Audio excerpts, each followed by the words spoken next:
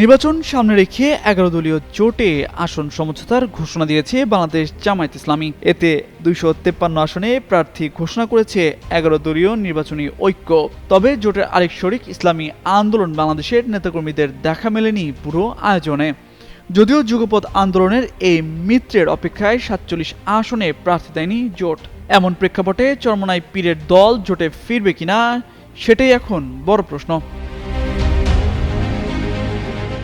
বৃহস্পতিবার রাত ৯টার পর ঢাকার ডিপ্লোমা ইঞ্জিনিয়ার্স ইনস্টিটিউটের সংবাদ সম্মেলনে এসে আসন ভাগাভাগির হিসাব তুলে ধরেন জামায়াতের নায়েবে আমির সৈয়দ আবদুল্লাহ মোহাম্মদ তাহের। তাতে জামায়াতের ভাগে ১৭৯টি, জাতীয় নাগরিক পার্টির ৩০টি, বাংলাদেশ খেলাফত মজলিস ২০টি, খেলাফত মজলিস ১০টি, লিবারেল ডেমোক্রেটিক পার্টি ৭টি, আমার বাংলাদেশ পার্টি ৩টি, বাংলাদেশ নেজামে ইসলাম পার্টি ২টি ও বাংলাদেশ ডেভেলপমেন্ট পার্টির ভাগে আসন পড়েছে ২টি।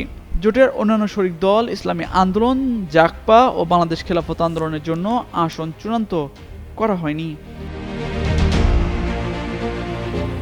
এমন তথ্য দিয়ে শুক্রবার একটি প্রতিবেদন করেছে BDNews24। সেখানে বলা হয়, ইসলামী আন্দোলনের একাধিক নেতা বলেছেন জামায়াতের জোটে তাদের ফেরার সম্ভাবনা নেতিবাচক, আবার বিএনপির সঙ্গে যাওয়ার সম্ভাবনাও নেই। সেক্ষেত্রে ধর্মভিত্তিক কয়েকটি দলকে সঙ্গে নিয়ে নতুন জোট করার চিন্তাভাবনা রয়েছে তাদের। এই চিন্তাভাবনা জানাতে শুক্রবার সংবাদ সম্মেলন ডেকেছে দলটি। ইসলামী আন্দোলনের সংবাদ বিজ্ঞপ্তিতে বলা হয়, শুক্রবার বিকেল ৩টায় পুরানা পল্টনে দলের কেন্দ্রীয় কার্যালয়ে সংবাদ সম্মেলন করে ইসলামী আন্দোলনের নির্বাচনী জোটের ভাবনা সম্পর্কে জানানো হবে। সেক্ষেত্রে জামায়াতের নেতৃত্বাধীন জোটে ফেরার কোনো সম্ভাবনা আছে কিনা জানতে চাইলে দলের সাংগঠনিক সম্পাদক শাহ ইফতেখার তারিক বলেন, ফেরার সম্ভাবনা নেগেটিভ, আর বিএনপির সঙ্গে কোনো সমঝোতায় যাওয়ার সম্ভাবনা নেই।